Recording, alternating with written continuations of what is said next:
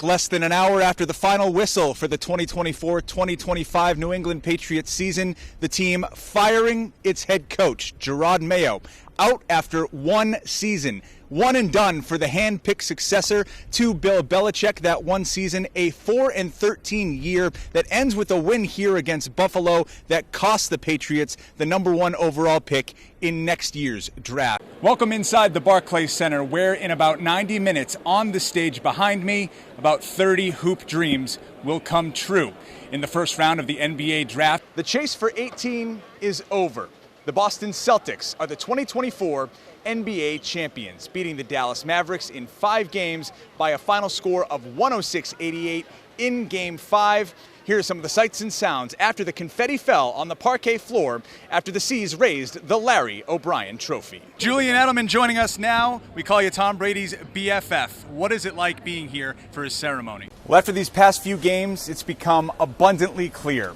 Florida has frustrated the Bruins. Tim Wakefield dying during the offseason after a battle with cancer. His number 49 with a heart wrapped around it hanging on the green monster. Ian Steele and Derek White here with you. Draft day is May Day. The New England Patriots have selected quarterback Drake May from North Carolina with the number 3 overall pick. Here with the victorious quarterback of the Bishop Hendricken Hawks. It's a question of A-E-I-O, who is in net for the Boston Bruins? Jeremy Swayman, who got a win in Game 1, or the reigning Vezina Trophy winner, Linus Ullmark? Sports director Nick Coit gets us hooked on phonics. What do you do on a New York morning, right? You leave the hotel, you go get yourself a bagel, a cup of coffee, go past the newspaper stand, and that's exactly what we did today. Here is the back cover of today's New York Post. It says, "The curtain rises." We had a pregame interview with Al Horford today, and he told us, as you could imagine, if it were up to him, the Celtics would never lose a game at home. And he made it his job tonight to will his team to a victory here at TD Garden and will his team to a 3rd straight Eastern Conference Finals. 22 points, 15 rebounds. Get this, he's the first player in NBA history to go for over 20 points, 15 boards, have 5 3-pointers made, and have 3 blocks in a single playoff game. All this while being the oldest active player in the postseason. The veteran leading to this gentleman's sweep. The Celtics and the Pacers getting going in the Eastern Conference Finals. Indiana coming off the best single-game shooting performance in NBA playoff history.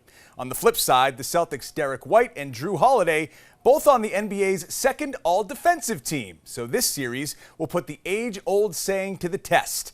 Can defense win championships, or, as we saw tonight, does it all come down to shot making? After the Celtics get out to a 12-0 start, the Pacers storm back. Final seconds of the first half. Tyrese Halliburton pulls up from the logo, and the heave goes in. The Pacers come all the way back to tie the game at 64 at halftime. This turned into a back-and-forth affair all the way into the final minutes. 10 seconds left. 117-114 Pacers. Indiana on the inbound. A collision by the baseline off of Pascal Siakam. It's Celtics ball, down 3 with 8 seconds left. Now to the ensuing play. Jaylen Brown in the corner for the tie, and it's in. Chaos on Causeway Street. The Celtics tie the game with 6 seconds left. Poppy and Donnie going crazy courtside. Indy, though, with a chance at the win. Halliburton with Jason Tatum all over him. Contested 3, no good. This game's off to overtime, 117 all. Last minute of OT. C's up 1. JT at the top of the key connects. The Celtics win Game 1 in overtime, executing down the stretch in clutch situations with their 2 stars, Jason Tatum and Jaylen Brown, coming through when the team needed them most. 133-128 the final score. Now Joe Mazzulla breaks down that game-tying 3-pointer from Jaylen Brown moments ago. So I'm last week flash with a kick return. Funny thing is, I remember before the game I had a weird feeling. Yep, there's a slant in front of Bolden.